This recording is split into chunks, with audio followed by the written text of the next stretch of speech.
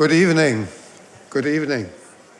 I am Thomas Gaehtgens, the director of the Getty Research Institute, and it is my great pleasure to welcome you to tonight's event honoring Carolee Schneemann, a pioneer of feminist art, who just last year received the Venice Biennale Golden Lion for her lifetime achievement. Absolutely, that's worth doing it. An important acknowledgement of her innovative artistic work and her critical view on the gendered nature of our artistic and cultural scene. This is, of course, not the only honor Carolee received. Among many others, she was awarded the College Art Association's Distinguished Artist Award for Lifetime Achievement. In 2001, the Jimmy Ernst Award in Art from the American Academy of the Arts and Letters in New York in 2002, the I-Beam Residency Award in 2003, and in 2003 also she received an honorary doctorate of fine arts from the California Institute of the Arts in Valencia. The list of exhibitions of Carolee Schneemann's work would fill half of our evening's time.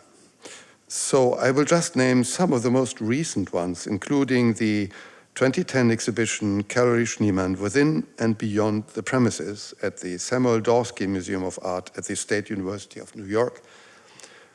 Carolee Schneemann Then and Now in 2013, which traveled also to France and Spain, and the two-part exhibition Carolee Schneemann Further Evidence, a joint venture of PPOW and at the Galerie Long in New York. I especially hope that some of you might have a chance to see the outstanding retrospective kinetic art which originated at the Museum der Modernen Kunst in Salzburg in 2015 before traveling to the Museum für Moderne Kunst in Frankfurt and finally to MoMA PS1, where it just closed. In the early 60s, Carolee Schneemann emerged as a key figure in the new arena of feminist art and has throughout her career created numerous pieces that are today considered critical works. Especially noteworthy is Carolee's novel approach to introducing her own body as a medium of her work, a step with which she articulated the power of the body as an active image rather than the same old, pacified, immobilized, historicized body, such as it had been depicted throughout the Western canon of art history. In contrast to the objectifying, abstract notion of the female body, Carolee's work situates women as both creators and active parts of the creation itself. Carolee Schneemann works in a variety of media. Besides her performances, she also created innovative experimental films and installations. She has tackled political topics, such as the Vietnam War, atrocities committed in Yugoslavia or Lebanon, or the terrible events of September 11th. However, she most identifies with the discipline of painting, which is also the one in which she was originally trained. Her practice revolves around the notion of movement and the expansion of painting into a third dimension, thus questioning the very idea of what painting can be. The Getty Research Institute has a long-standing history of collecting artists' archives and has made a strategic commitment to acquire and preserve, in particular, archives from contemporary artists. The material contained in these archives are valuable resources for the study of an artist's working methods, their professional and social relations, and their inspirations. We are especially devoted to holdings from influential female and feminist artists, curators, scholars, and collectors. In this regard, we are fortunate to house a major part of Carolee Schneemann's personal archive. Acquired already in 1995, it forms, in a sense, one of the cornerstones of this important collecting area. The archive is a wonderful repository of material related to her artistic creation process, her political thinking, her network, her research, and her influences. It is heavily consulted by researchers from all over the world and has served as a source for countless publications and projects on this important artist. As of now, the boxes of her archive containing material have been requested more than 2,200 times from our special collections. So you can see that demonstrates the important interest in and fascination of her accomplishment. With artists' archive and estates becoming increasingly important resources for the field of art history, we cherish the opportunity to have Carolee here tonight in person to talk about her archive, its origins, its meanings, its relation to her artistic practice. Carolee will do this in conversation with Anja Foerschner, who until recently was a research specialist at our institute before she joined Performance Hub Institute in Belgrade, a visionary educational platform and gallery for performance artists. Originally trained as a visual artist, Anja switched gears and pursued a PhD in art history from the University in Munich, where she also was involved with the Museum of Haus der Kunst. Her dissertation on Paul McCarthy and the emotion of disgust in art brought her to Los Angeles, where she joined the GRI in 2012. At the GRI, Anja was involved in a number of projects and initiatives. Among others, she co-curated World War I, War of Images, Images of War, and initiated a research project on the documentation of archiving strategies from feminist performance artists, which is what tonight's event also grew out of. In recent years, Anja has collaborated closely with Belgrade-based performance artist Marta Jovanovic, which ultimately drew her back to Europe and brought her to her current project, a book on female agency in the arts of former Yugoslavia. So, please now remember to silence your cell phones. I will announce that there will be a reception after the conversation. And now please join me in welcoming our discussants, Carolee Schneemann and Anja Foerschner.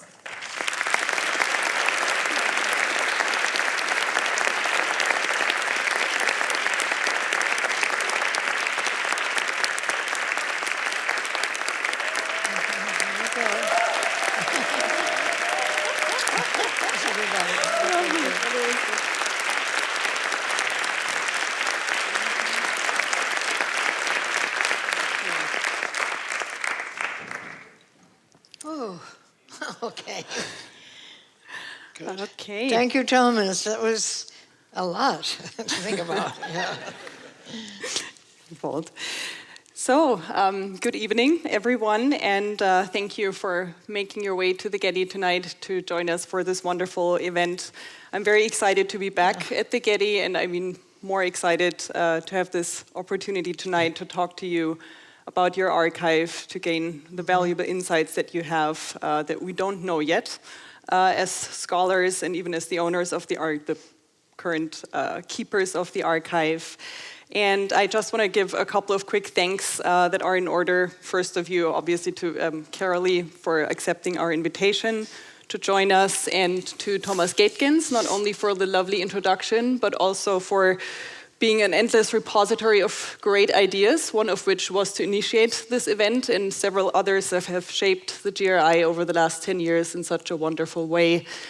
There are obviously many people involved in facilitating the event, and I just want to thank especially Jennifer De La Fuente, who is the lead programming specialist at the GRI, Thisbe Gensler, who is a research associate at the GRI, and Laila Doherty, who I don't see right now, who is Carolee's assistant.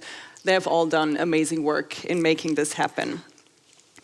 So as Thomas has mentioned, tonight's event kind of came out of the research project that I have been conducting on the documentation and archiving strategies of female and especially feminist performance artists. And this project in turn came out of your archive. I was conducting research in it in some other context, and I just was overwhelmed by the depth and the scope of the material that I found in Carolee's archive, and I thought that this in itself warrants its own research project. So I found that working in your archive really has led me to a much, I hope, better or at least broader understanding of your artistic practice, of your motivations, inspirations, and especially with regard to feminist art. Because feminism and feminist art, there is no such thing as one feminism and a clearly definable form of feminist art, but I learned working in your archive the many personal experiences and nuances and interests that go into this very important area of contemporary art. And while, of course, many concerns are shared by female and feminist artists, it is still so much characterized, as I said, by personal experience. So I learned a lot, and I'm still learning a lot from working in your archive. And I want to start off actually just sharing some of the imagery with our audience so that they get an understanding of what we're talking about.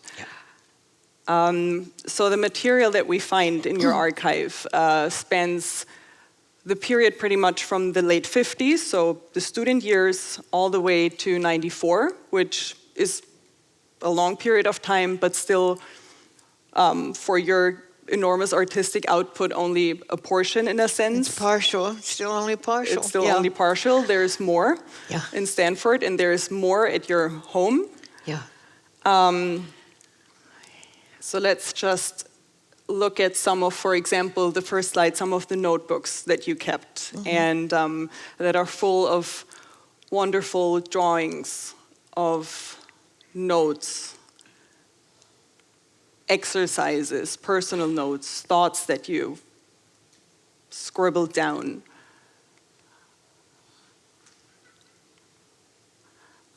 These are among my personal favorite items that are the very heavily edited and heavily worked on narratives and scores, where you really can see kind of the artistic process of working with the text, working with the idea, thinking about it, reworking it, cutting it up, pasting it back together, which is, I think, in itself a very lively, are very lively documents.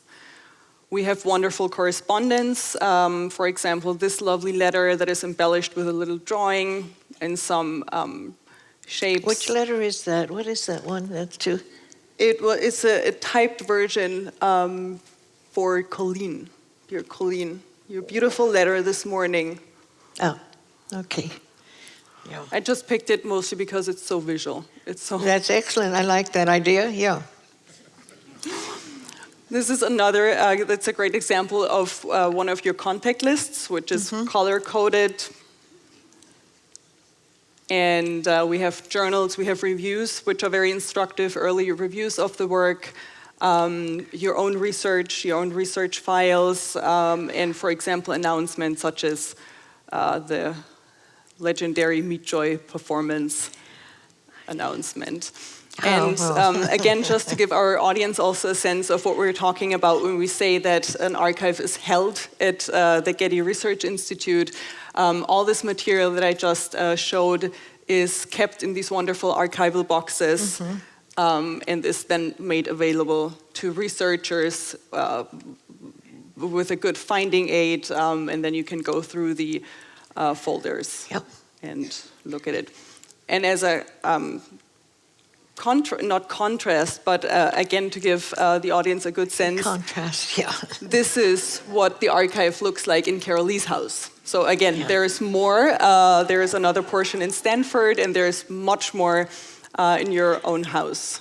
But the question has always been, why would anyone care about this? I know that I have to have this sort of rigorous research behind creating imagery and writing about the motives that propel me, but I'm pretty astonished by the appreciation and the care that and the attention, and I'm so grateful to you for this. It's amazing for me. It's a whole other world. Yeah. I'm glad it's mutual. I actually would like to, also because I was very fortunate 3 years ago to visit Carolee in her lovely 1740 house. 1750, 1750 yeah, 40, house. yeah. They probably started in 1740 and finished in 1750, yeah. And I had worked at the GRI in your archive, and then I was in this house, and you showed me the shelf where the archive pretty much started, the very origins.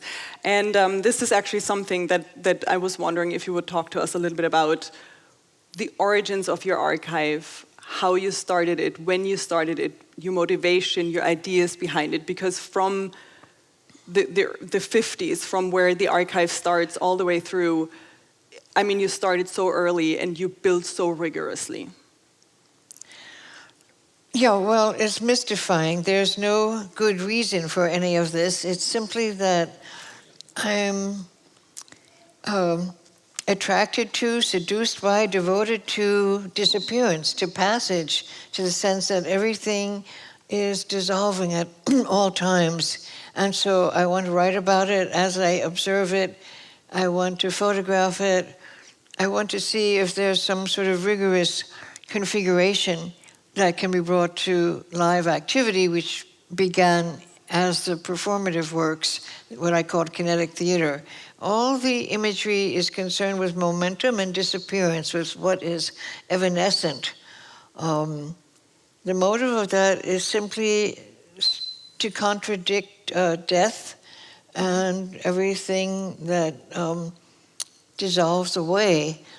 And I think it's always key for me that I start as a landscape painter, and I refer constantly to landscape and live in the countryside and require that for how I'm thinking and what I need to see. And then the work always has this conflation between domestic ideality, what seems to be normative in my culture, in conflict with destructive, aggressive, hypermasculine kind of politics that invade other parts of the world and bring destruction and chaos, for which we remain righteous and self-denying. So my work always seems to be able to adjust itself between these two areas. And so being such a rigorous documenter and keeping the archive, that's also a way of maybe also in retrospect being able to examine it or just capture this ephemerality that you said. And also I'm a clipper. I know some of you are. There are very annoying people who cut up their newspapers and file parts of it if they're lucky enough to find the file on time. It's really trying to understand ecology, traditions of violence, the disappearance of certain birds, why my river runs north. It's almost being too curious about everything. And so that makes me want to make some kind of an orderly configuration. And most of all, the orderly configuration requires writing, notes, notebooks. It's like a clearinghouse, and drawing, constantly drawing. Everything I understand about physicality and space comes from my obsession and devotion to drawing from life, from nature. And that history has disappeared into the, what can I say, the way the work becomes part of a photographic relay. It loses its rootedness. And just recently, I think it's coming back, and I'm so pleased. It's good, yeah. So drawing is being lost, you mean? Well, that, the work is not about self. It's not about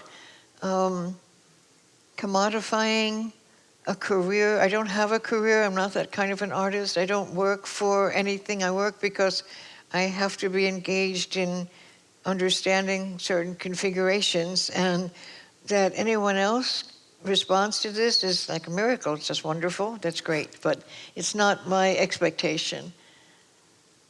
Yeah. So something that as a researcher, as a curator approaching your archive, and I mean it's both a very personal and a professional entity. So you dive into this world of an artist, literally from their personal notes, their thoughts, their struggles, their ideas, and also the business relationships and creating work and exhibiting work and so forth. So coming to an institute such as the Getty Research Institute, and I want to ask you about that a little later, also what that means to you, but as a researcher, you just start wondering, what is the meaning of this organic entity of an archive to the artist? Is it for you part of your artistic practice in a sense? Is it really something, is it more of a repository, really keeping track? I'm not sure what it is. I'm hoping you're going to explain that to me. I'll try. You're addressing it, you're looking at everything. I've just been so thrilled and amazed to see what's in the archive here. Things that I'm sure I couldn't properly take care of. I have mice chewing through layers of drawings and raccoons creeping into the upstairs and tearing elements apart. And here it's so meticulously cared for and thoughtful. And yeah. So that's wonderful. I'm very relieved to have that here and to have seen all these early drawings and notes. And if they're of interest and use to the researcher and artist, I think that's a blessing. Yeah, a miracle, kind of. But I noticed working in the archive that, I mean, obviously what comes to the Getty Research Institute is organized by the archivists and librarians, but also that just yesterday we were looking at some material such as the Fresh Blood album that I would also show a little later, that you also organized some things very well. You kept these performance albums, and so it seems that you approached it very much with not very much, but somewhat conceptually at times. I guess it's like Sleeping Beauty. You just hope that the frog prince will come and look in there and say, this is of interest, we can bring this to life further. But one doesn't know that. When you started your archive, or I guess also how I understand it, it kind of went organically with starting to practice as an artist. But you had also mentioned to me two things. One was that the idea to start an archive came from the poets. I think so. If I remember correctly, and that I think so. Yeah, the poets were the first artists who were really engaged and sympathetic to what I was making, along, of course, with my partner, the composer, pianist James Tenney, because the denial was constant from the beginning until very recently. I was told, drop the brush. You're gifted, but you're only a girl. We'll give you a scholarship, but don't think it really means anything. You're only a girl. That was constant, starting with my wonderful father refusing to send me to college because you're only a girl. So all this achievement is so beyond the context of what I was offered. So it must have just to do with the great stubbornness and willfulness. And maybe even with the far-sightedness of really kind of building a legacy in that sense and leaving something that can be. Yeah, I think really to make evidence, because I was desperately searching for what I called missing precedents. There must have been women making work as obsessed and devoted as I felt about making imagery and work. They must have been. And so I began to study obsessively and keep those files for research, for confirmation. Yeah, and that goes all the way back to the Paleolithic, where I would completely reinterpret the traditions that my male culture had offered me for fertility goddess or dancing girl. I knew they were sacred, intensive, highly eroticized images made by women, that they weren't made by the traditional male artists at all. But that didn't matter to me. Whatever they told me, I was going to correct it for myself. Yeah. And now everyone's doing it. It's great. Yeah. It's about being stubborn. Yeah. Being successful with it. I want to talk a little bit about chromelodion, which is a work that I started studying a couple years ago.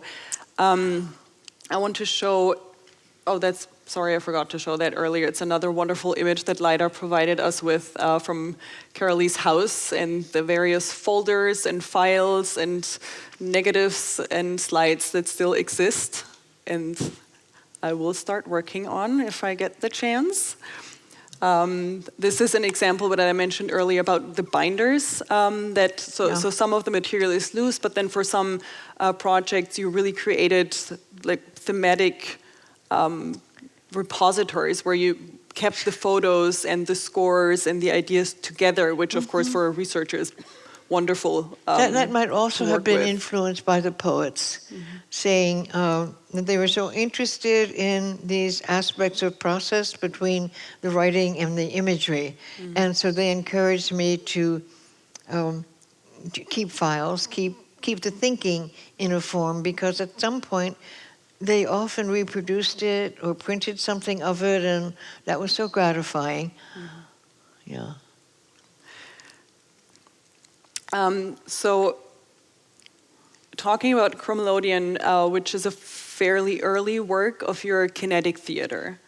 You did it in 1963. I think it was performed twice. It's really early, yeah. And really early. And I've included here this wonderful cover of the performance album that contains the photographic images, the photographic caption of the event to the left. And then on the right, I included one of your notes where you state that chromelodion was among the most scripted works of that time. And the most what? The most scripted works okay. of the time. And it is true, working through the archival holdings on chromelodion, that they're incredibly thorough. There are numerous versions of the score. There's this wonderful little note that kind of gives an overview of the various iterations and the various titles until you arrived at the final version that is chromelodion. And we have so many wonderful, so this is an example of one of the scores, it's number 2. You can see how thoroughly you sequenced, sometimes even cutting and pasting to kind of change the sequence until you really arrived at where you wanted to go. We have these wonderful costume drawings, for example, for each of the performers. So you were not performing yourself. It was some people performing for you. Yeah, mostly Judson. I was very lucky to be invited into what became the Judson Dance Theater in 1962 or 3. And I was the first visual artist to choreograph for them. And because I didn't perform as such myself, I began to have to train the participants in the movement that I wanted. And a lot of those movements, as you know, were counter-instinctive. It involved jumping off of ladders with cans of paint that would splatter the space, crawling, running, slapping yourself into other people and spaces. So that's where I had to learn performative actions myself, because if I could do it, then I could teach it. And if I couldn't do it, I could understand why they couldn't do it. And that was also very much the idea behind the kinetic theater, right? Was to explore the movements of body in space, the interaction with each other, and the interaction with different materials. So also this very interesting combination of painterly substance, introducing the body, and then working with the body in space and in dimensionality. Having a lot to do with collage also, with layering of materials and the momentum implicit in any thought I had about the body, because when I was painting, I would also work out first to Bach or Mozart and get my whole system active as perception could be. And of course, that's influenced by the abstract expressionist and that intensity of action art and arte povera. There are a lot of influences happening at once there. Yeah. So can you talk a little bit about Chromelodion with this very unusual name and what your idea was behind it? Was it the exploration of this spatial movement of bodies, the interaction? Because what I noticed is, and this also goes back to the thorough scripting of the piece, is that some of the preparatory drawings and instructions are so close then to the final enactment. I mean, we have this wonderful drawing here about the two men holding the body or moving the body, and as you can see on the photograph that was being taken, it apparently your vision translated very well into. It's amazing when that happens. It's a transmutation. In Meat Joy, I had a whole series of drawings of a sequence in which Tommy O'Donnell, one of the participants, was going to chop up the chickens. And then in actual performance, there he was, identical to the drawings, because we have the photographs of it. So the photographs are incredible evidence and documentary residue, and that becomes a very precious part of any archive, along with what I've envisioned, and then what the photographers capture of it, because it's happening very fast. Performance begins to, in the beginning, it makes me crazy because I can't see it enough. It's not like a painting. I want it to be in motion, but it's going very fast. So would you say, because I mean, this is obviously not the case with every performance, some performances, especially maybe, I don't know if it has to do with you starting to perform yourself, that not all of the pieces are as heavily scripted. There are some that are a little more open. Is that something you would say that kind of evolved over time, that maybe in the beginning it was also in your interest to be more like tightly involved in kind of the directorial role, or is it just by chance that each performance lends itself to a different kind of directive each work and control? has different dynamic and different demands for visualization and different demands to communicate the sequences to the participants. So Meat Joy is heavily scripted, but people never look at that. They like to think it's a big, crazy mess with visceral elements, but it's very precisely scripted, and rehearsals for preparing the kind of improvisation of physical contact, they were intensive and prolonged.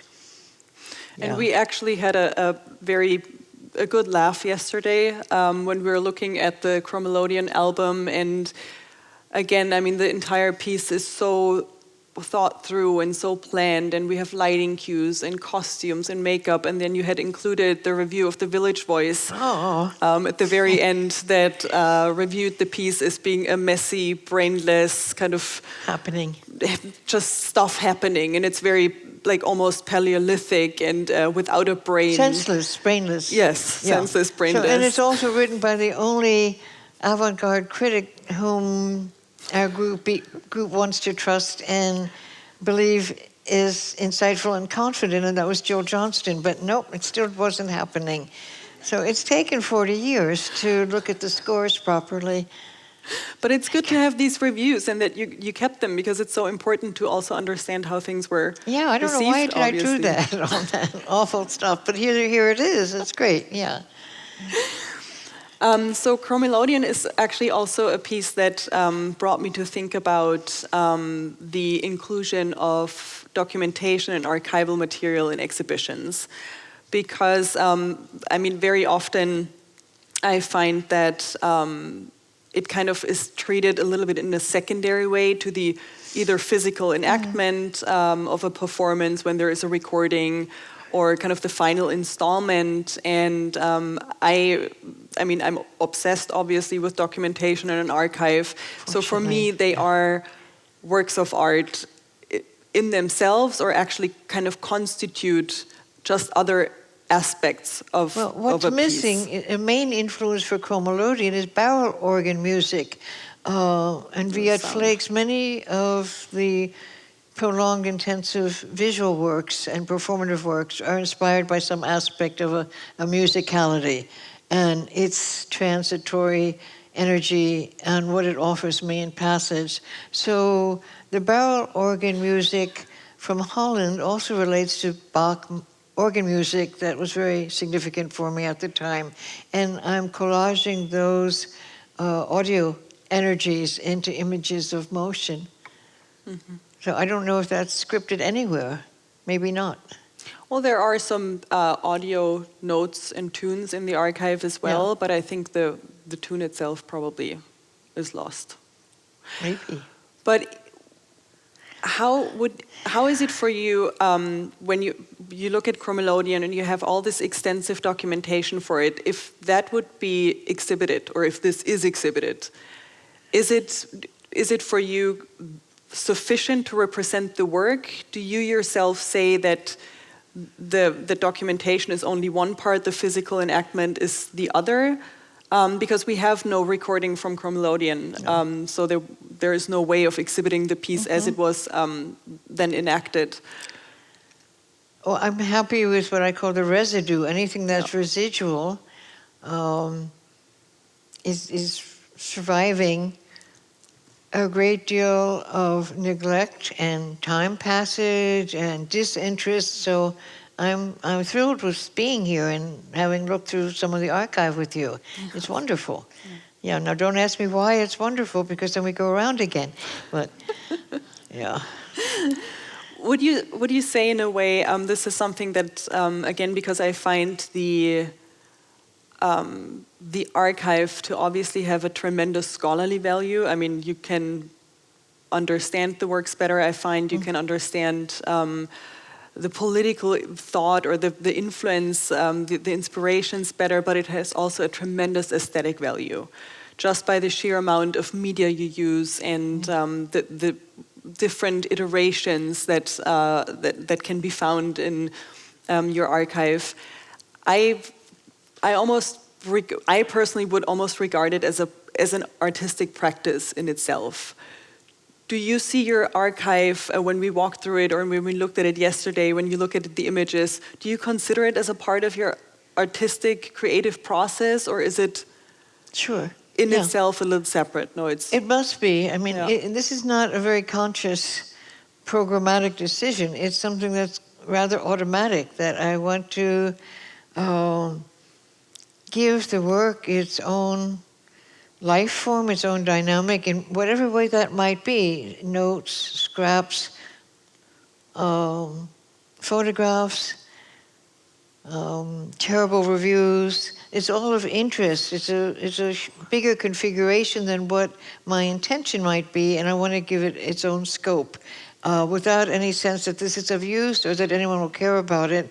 It's kind of a blind activity, the way a bird gathers the sorts of straw and scraps of fabric that it knows will make its nest, and then the nest is blown away. Yeah. But here's mine is here. Yeah, it's good. Yeah. Your nest is kept in the Jurai's nest. We also looked yesterday at a very early artist book that you did, the Parts of a Body House book. You have created numerous artists' books, and this is a very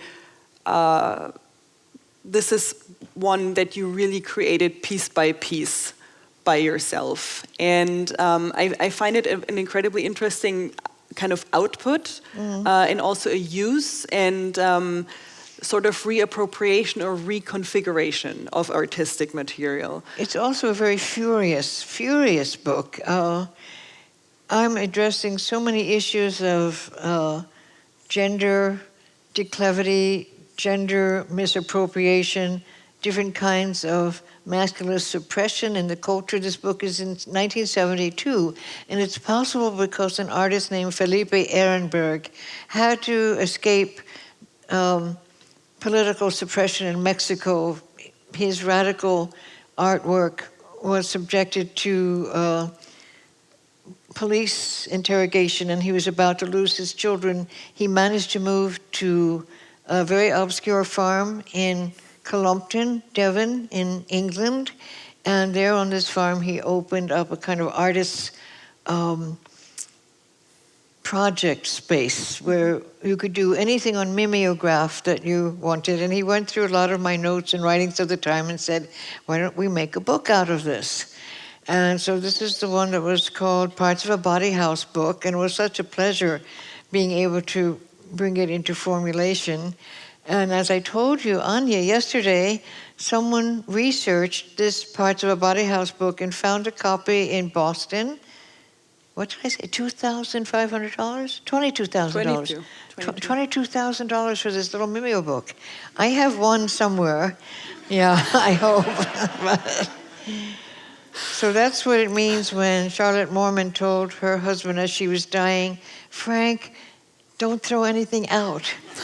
So. And our purses were thoroughly checked when we left the GRI yesterday. Yeah, I just want to share some images because the book is really precious. And I mean, this is not the only one you created. You created more. There was more than Meat Joy, Imaging Her Erotics. So I was just also wondering about the interest in creating those, and which is, they are created, or as I said, reappropriate very much your archival material. So it's also, again, yourself going back to your archive and creating something out of it. No, I don't go back to it. I just regarded that. This is an inspiring collation, and I just had a new book published that I had nothing to do with, but it's all my writing that's obscure, and it was like an anthropological devotion of a historian named Brandon Joseph. He just found all these bits and pieces, and I'm very impressed and thrilled with them, and I'll show you the book at the end of the evening. I have one here somewhere, and it's called Uncollected Texts. So fortunately, those texts were somewhere where he could find them and put it together. And again, I guess this is the most didactic aspect of my work, is the writing. In the writing, I'm really often keen to pull apart disjunctive issues in the culture and to face them like with a bloody head-on factuality. Yeah. These are just some more lovely examples of pages from the Parts of a Body House book. One of my favorites that we talked about yesterday is here, this little piece of paper with your blood on it. So it's a variety of material, it's a variety of issues that you tackle with this book. And I want to jump on to the issue of the visual caption, or kind of the value of different forms of documentation, because we've spoken about it before.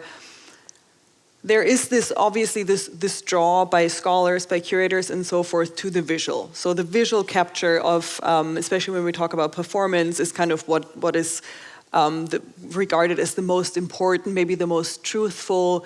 So what happens very often is that some incredibly complex works get reproduced over and over and over with one image, or maybe two images. And I mean, this is a very well-known case of Interior Scroll, which has become this iconic image of you, exactly, of you pulling the paper scroll out of your vagina. And I find it very problematic because it really, it kind of, this reproduction of the same imagery reduces the entire work to one moment. And just it's my fur-lined teacup.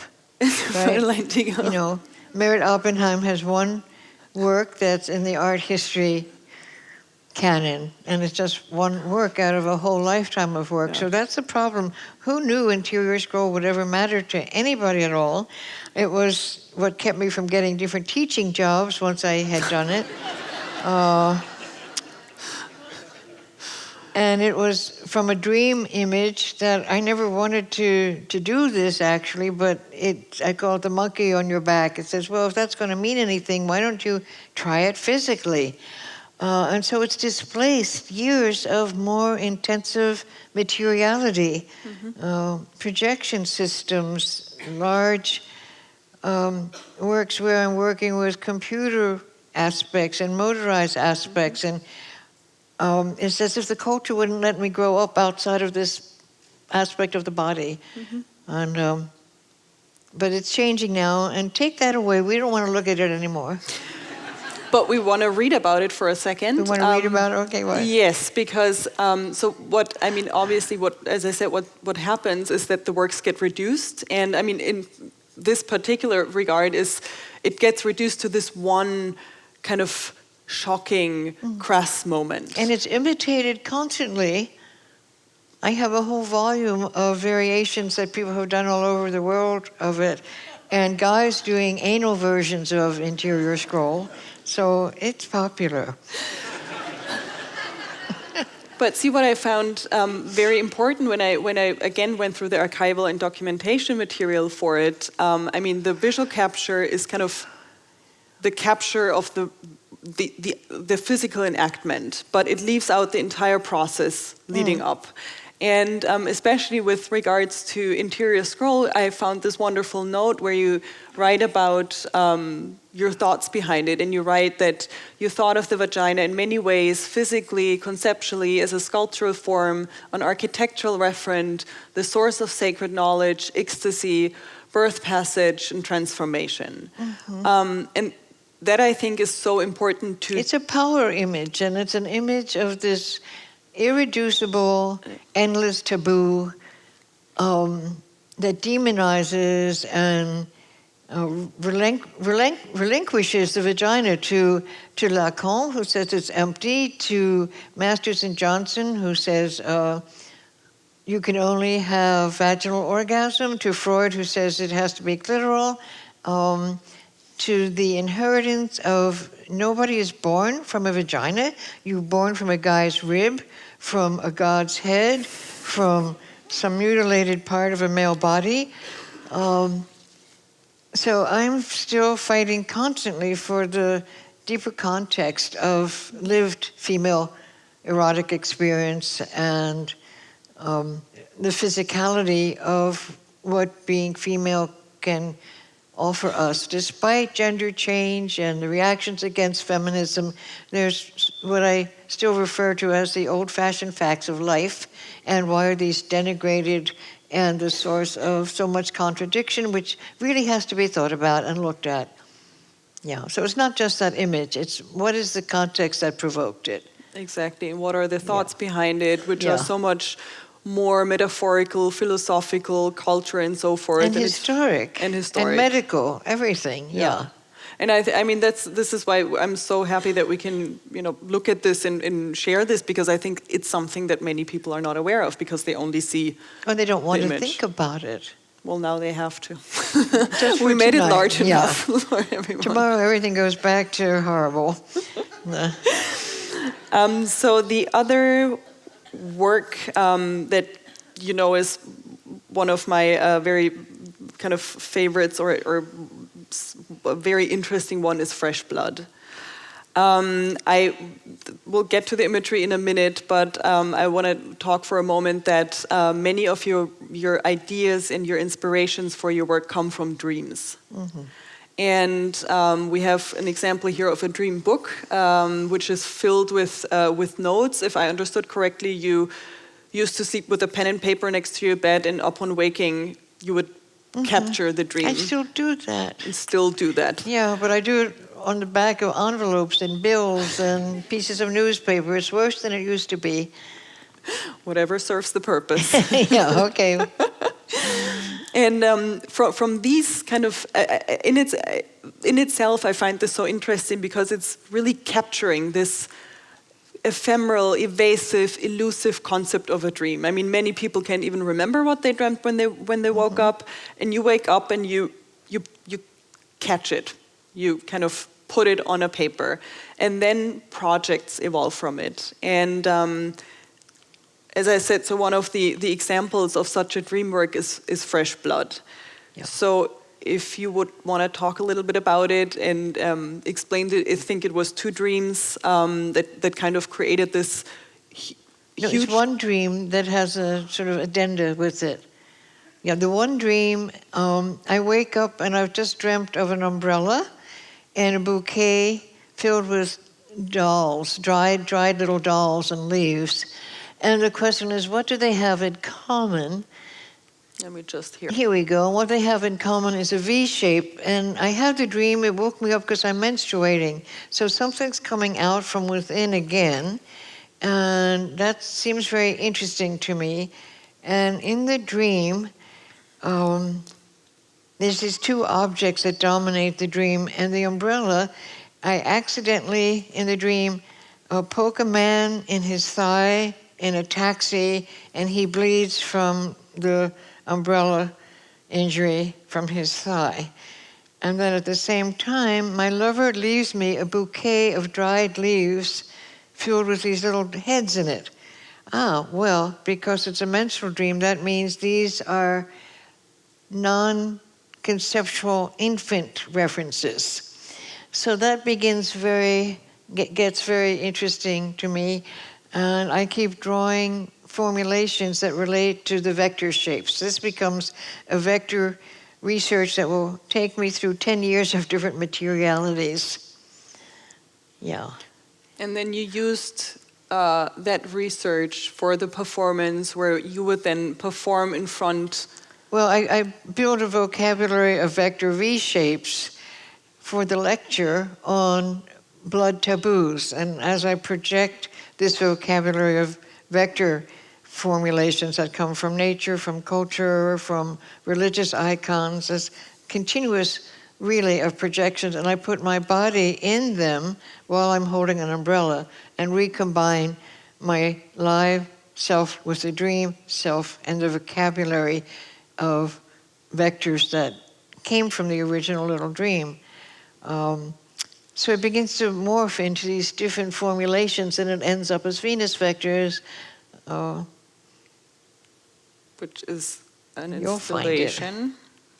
I want to go back to There fresh it is, blood in yeah. a second. So it ends up as a sculpture of transparent panels.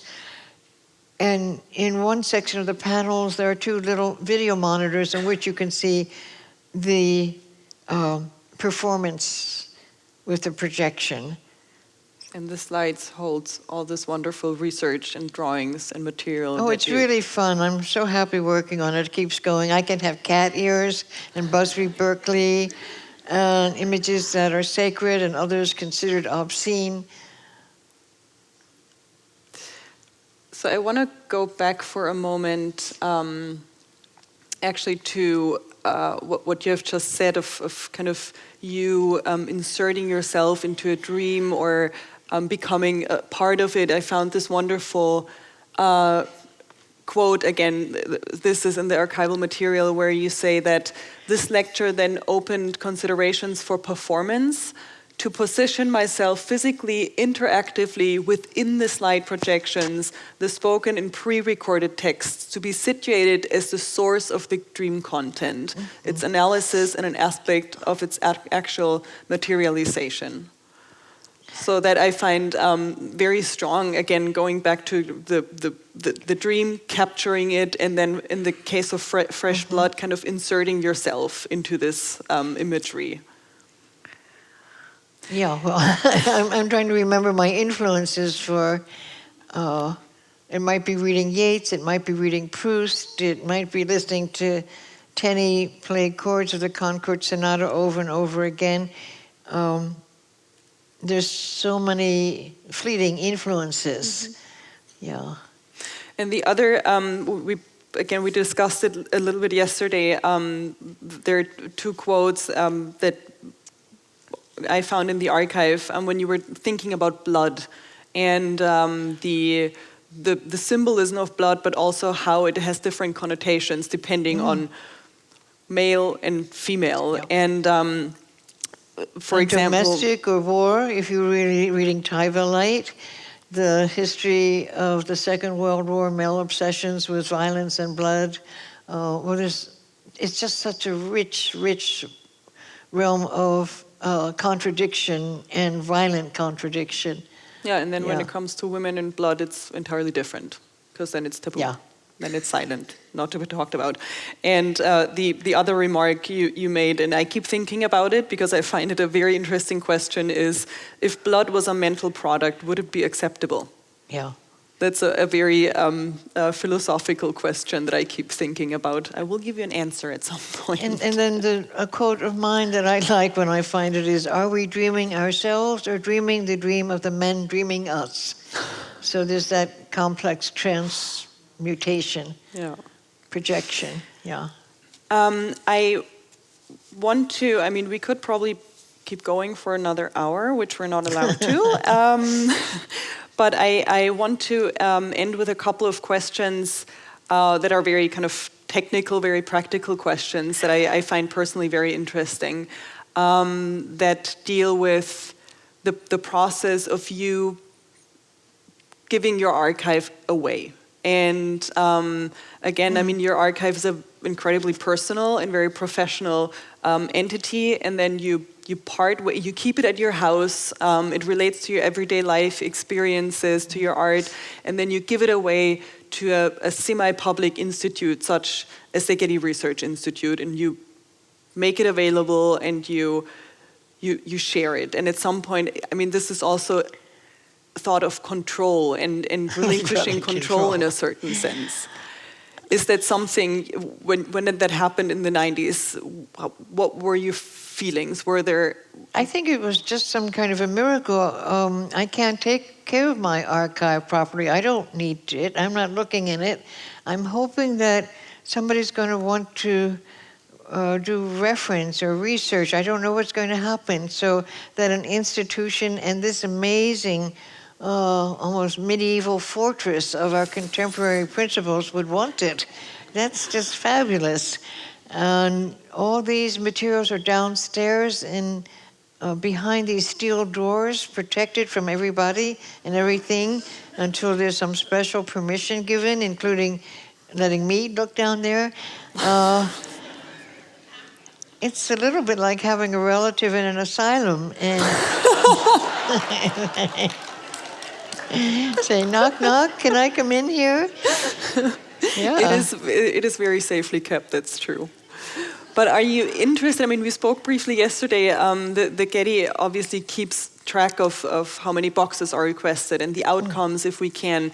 Is that something that is of interest to you? Yeah, but I don't have time to follow it. How am I going to work and take care of the email and travel and correspondence and the laundry and the cat and teaching and the archive? And the contemporary buildup of stuff it's happening all over again.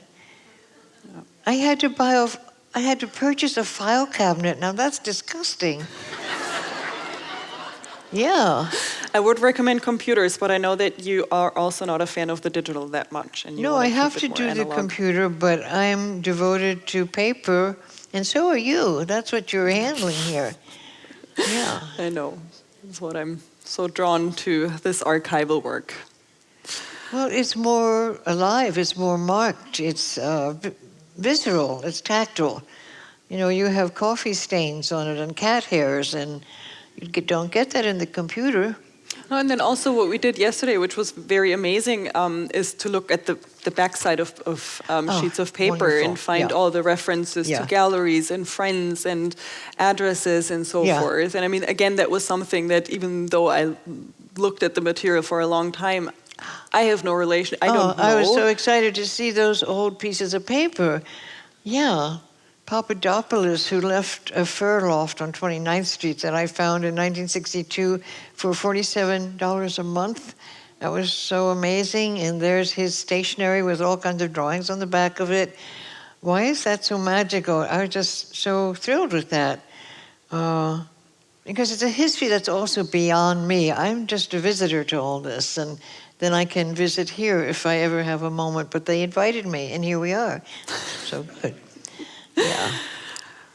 So I guess, if you agree, I would open the floor up for some questions. I'm sure that we have many of those. I would the like lights went on. That's not. Do we have a runner with a mic? Yes, we have someone with a microphone, so please wait until you have it in your hand. I always want to tell the audience, you don't have to have a good question.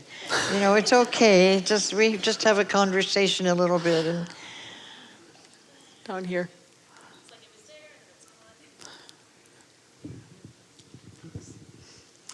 I do have a bad question. I noticed a stamp that you used repeatedly of a pointing finger. Do you remember that? What's the significance of that? It was everywhere. Anja, what was that? I can't hear them. There is this little symbol of a pointing finger. That's a rubber stamp, right? There. Yeah. That one, and she's asking what it is. That's an antique, communicative, like a mem. It's a symbol of a hand.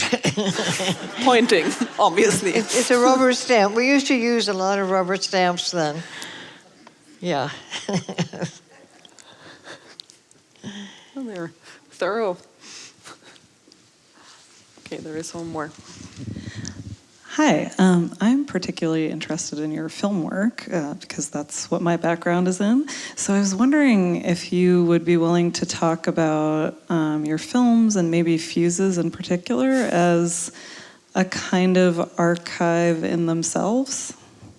Willing to talk about what? She has a background in film, and she was asking if you could talk a little bit about your film works, in particular Fuses, as, if I understood correctly, as a kind of an archival work or in itself, or repository. Well, it's more of a retrieval of personal history because, as I've written, there was no erotic context for a woman's lived sexual experience, a heterosexual woman of that time. There really was only pornography or science. And when Stan Brakhage was brave enough to film Window Water Baby Moving, his wife giving birth, I still felt there was a missing authority of the woman creating the imagery, even of herself, and was also missing the fuck, a degree of sensuous thoroughness. And I thought, I'd like to try, I don't know, I'll borrow Bolex's, and I taught myself to look through the parallax where you can't really see what you're seeing, and it's kind of delicious and full of uncertainty. And the Bolex winds up as, how many here have worked with that? Raise your hands, anybody? Okay, 30 seconds, right? You only get 30 seconds. So that was a condition of the rhythms of Fuses, was 30 seconds of imagery that I wasn't sure ever what I was going to get. And the camera had to be treated the way women were treated in pornography. It was hung from the ceiling on a cord. It was knocked off the bed.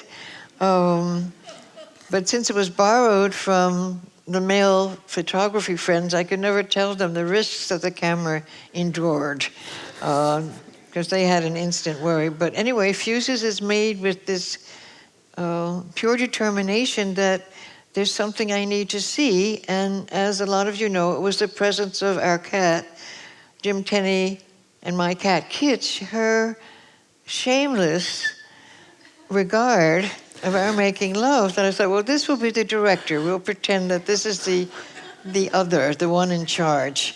And it's always approving and purring. And then I edited for almost 2.5 years because there was this great problem with getting a print because, as Brakhage warned me, the FBI was looking for obscenity from small independent filmmakers as if that's all we could manage, as if we were in competition with the real pornographers. So I had to have a letter from a friend whose husband was a psychiatrist saying this 100 feet of Fuses, and I didn't know what was on it, will be a study of the iconic cross.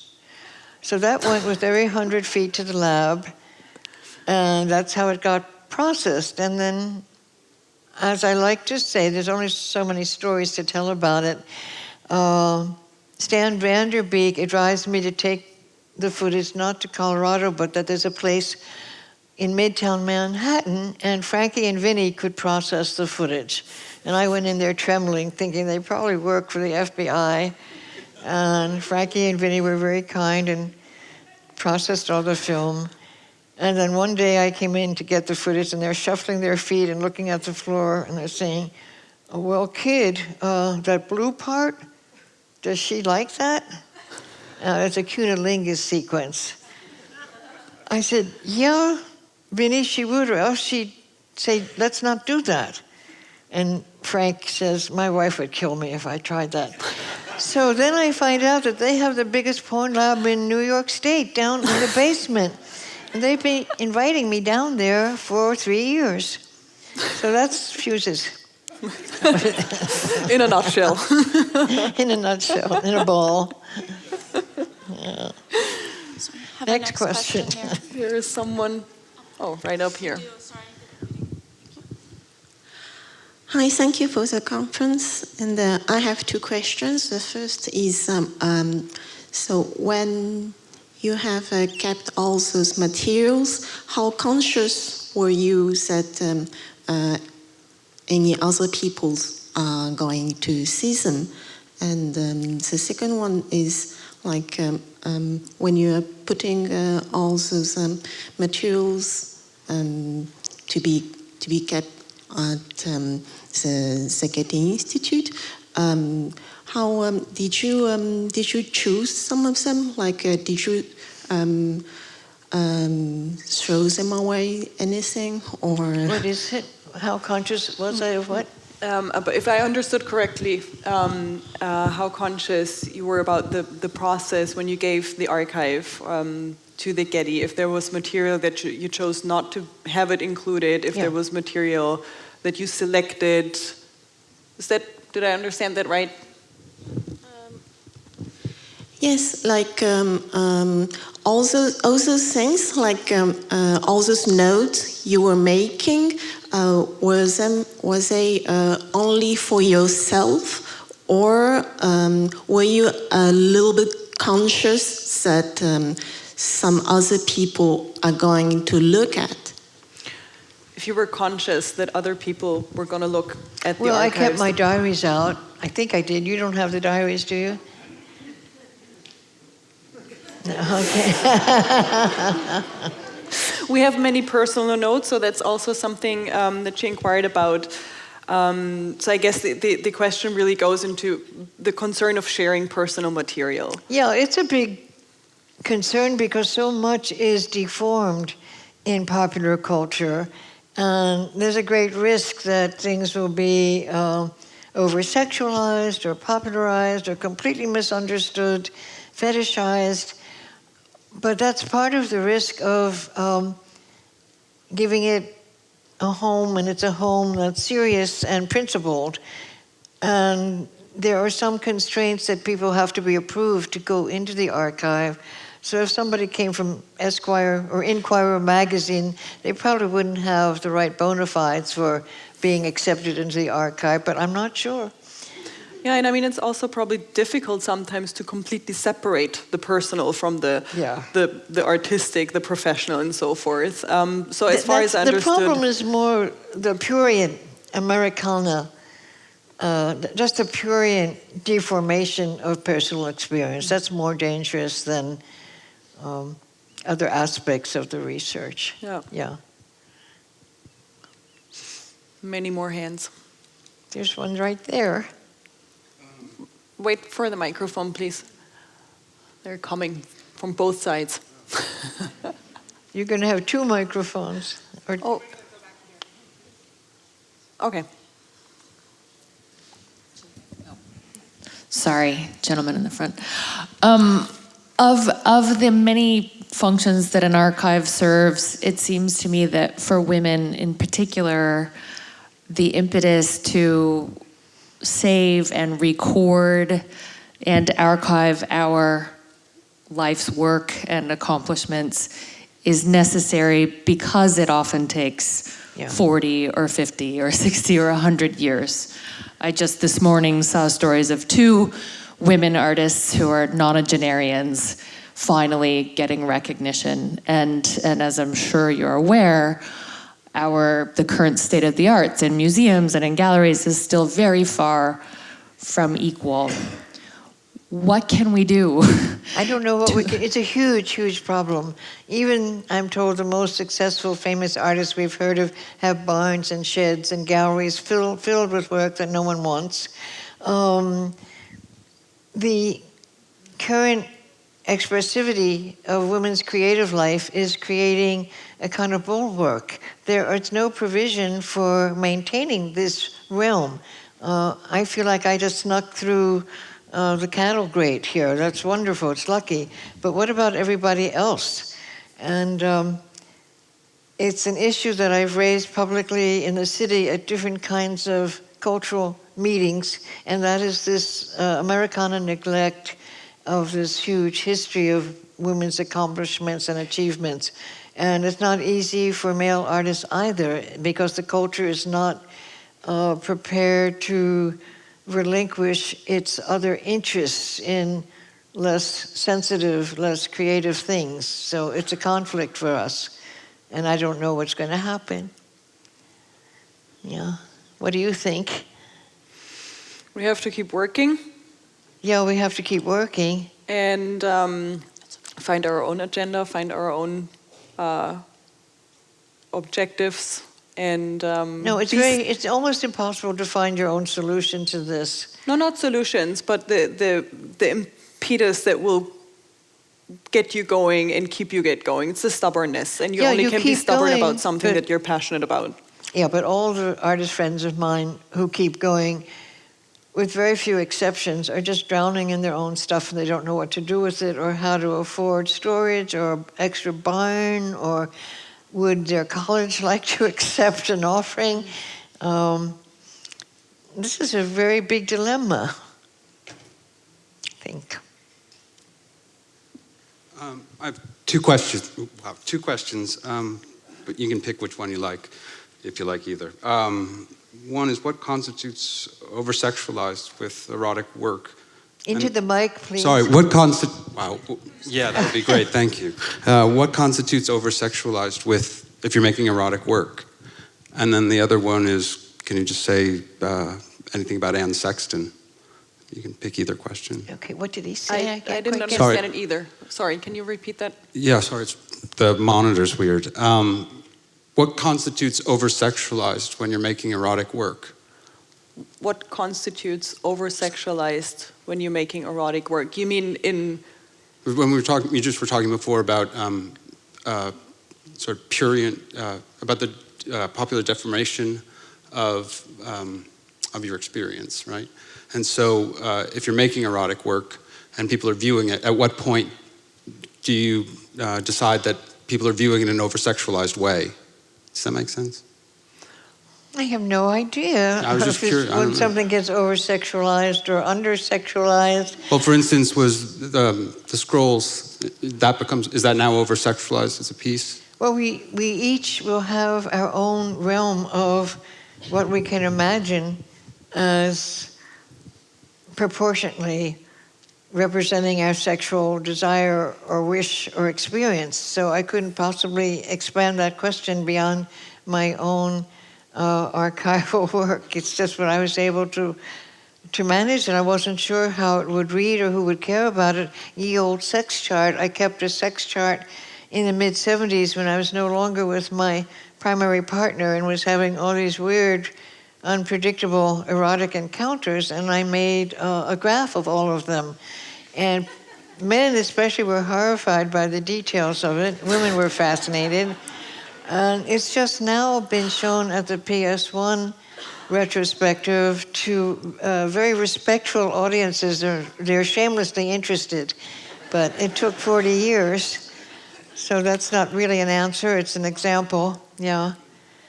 I saw people blush, yes. Yeah, your husband blushed, yeah. Yes. Any more questions? No, okay. One more? Oh, sorry. It's okay. Who were the women who influenced you in doing the work that you do, and especially in I the like that 50s, question 60s. because the influences, both Wild, the second sex, really kicked me into perceiving that I was correct in how I analyzed the culture's suppressions around me.